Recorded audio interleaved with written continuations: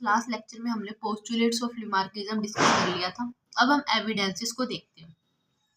तो सबसे पहले एविडेंस आता है जिराफ का।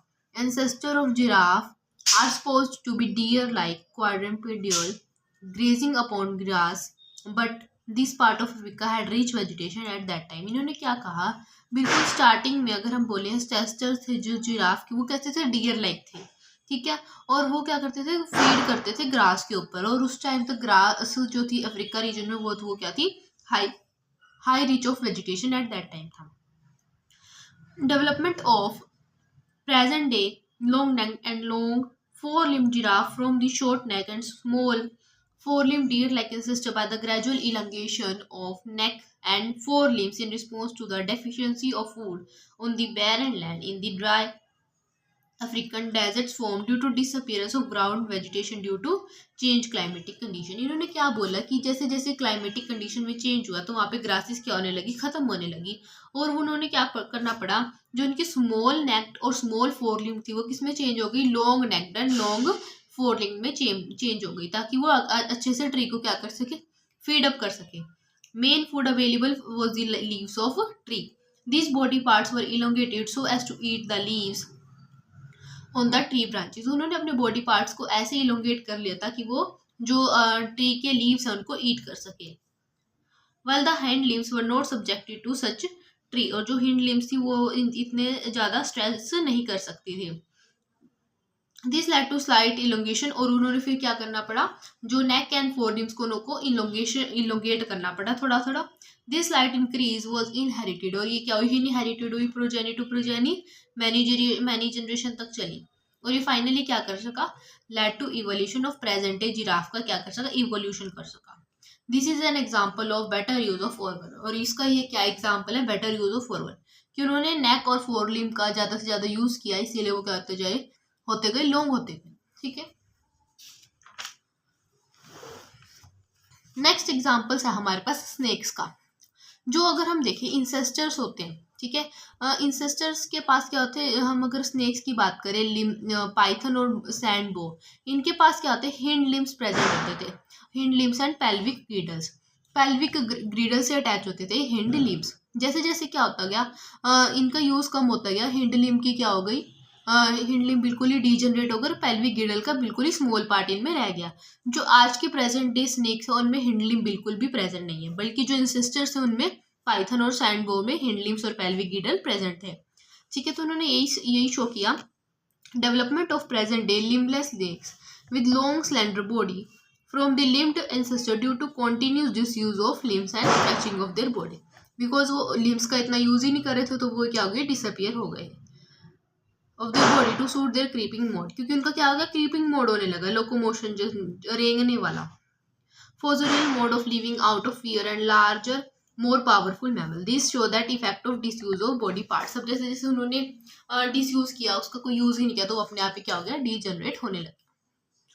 अब आता है हमारे पास इक्वेटिक बर्ड्स। इक्वेटिक बर्ड्स क्या होते हैं, जैसे इक्वेटिक बर्ड्स के पास क्या होते हैं, जनरली ना दैट इज फेदर्स क्या होते हैं, एब्सेंट होते हैं।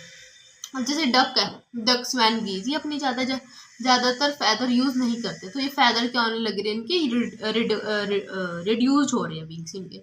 Development of aquatic birds like duck, swan, geese, etc. from their terrestrial ancestors by the acquired trait like reduction of wings due to their continuous disuse, क्योंकि उनका वो कोई यूज नहीं कर रहे हैं, बल्कि डेवलपमेंट हो रही है उनकी वेब में, जो उनके टो है नीचे वाले लेग वाले टो, तो उनमें क्या हो रही है, डेवलपमेंट हो रही है उनकी वेब में, ताकि वो उनको क्या कर सके, स्विमिंग में हेल्पफुल हो सके।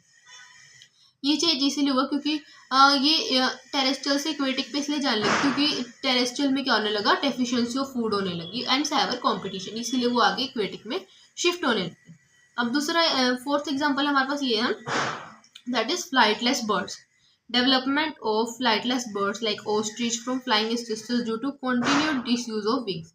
इनमें क्या ऑस्ट्रिच है, ऑस्ट्रिच की क्या हो रहा है, जनरली विंग्स जो है वो क्या हो रहा है, रिड्यूज हो रहे हैं, बिकॉज अब वो ऐसे एरियाज में रहने लगे हैं ऑस्ट्रिच जहाँ पे वो क्या हो सके, वेल प्रोटेक्टेड है और उनके पास बहुत ज़्यादा फूड है, और उनको ज़्यादातर उड़ने की कोई ज़रूरत ही नहीं, इसीलिए वो विंग्स का यूज़ कम कर रहे हैं, और ये क्या होते जा रहे हैं, जनरली डीजनरेट होते जा रहे हैं ऑस्ट्रिच के विंग्स, फेदर्स। अब आता है हमारे पास सीधा एग्जाम्पल देख लेते हैं डियर का। Present day fast running deer has acquired its speed of running over a long period of time.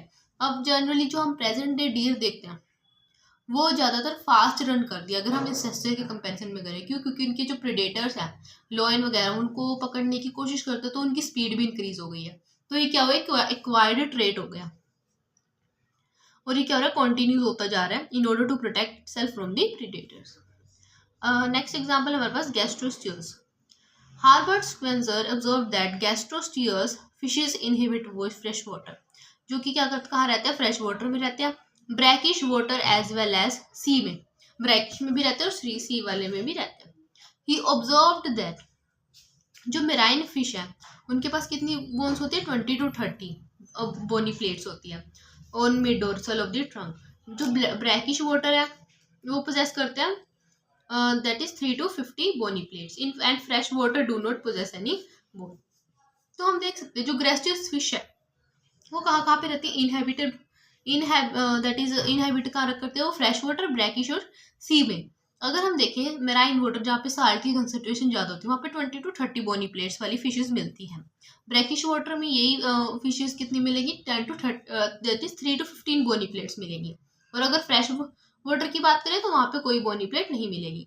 अगर इन्हीं को हम क्या करें? ट्रांसफर कर दें। He found that if marine species is transfer to fresh water, अगर मराइन को फ्रेश वाटर में ट्रांसफर कर दे तो वहाँ पे क्या होने लग जाएंगे? बोनी प्लेट लॉस होने लग जाएंगे और उनकी वो एक्वायर्ड ट्रेट हो जाएगी। और अगर फ्रेश वाटर वाली को कहाँ मराइन में रख दो तो वहाँ पे बोनी प्लेट्स क्या होने लग जाएगी? डेवलप होने लग जाएगी और इनकी एक्वायर्ड ट्रेट बन जाएगा। नेक्स्ट हमारा लास्ट एग्जांपल है दैट इज हेट्रोफिलिन इक्वेटिक प्लांट। जो हमारे पास रेनुनकुलस इक्विटेलिस है वाटर क्रो प्लांट, इसका इन्होंने ये स्टडी किया जो इसकी फोलिएज लीव्स होती हैं, लीव्स का नेम है फोलिएज लीव्स है। अगर हम इनको अबव द वाटर करें तो ये क्या होती है? एक्सपैंड होने लग जाती है, ब्रॉड हो जाती है। और अगर हम इनको क्या करें? अंडर द वाटर करें तो ये क्या होने लग जाती है? डिसेक्टेड होने लग जाती है, बिल्कुल ऐसे दिखती है। और अगर पानी के ऊपर तो ऐसे खुल जाएंगी और अगर पानी के नीचे दिखे तो ये ऐसे बंद हो जाएगी। ठीक है, तो हमने अब पढ़े एग्जाम्पल्स पढ़े। नेक्स्ट क्लास में हम इसके क्रिटिसिज्म एंड सिग्निफिकेंस डिस्कस करेंगे। Thank you.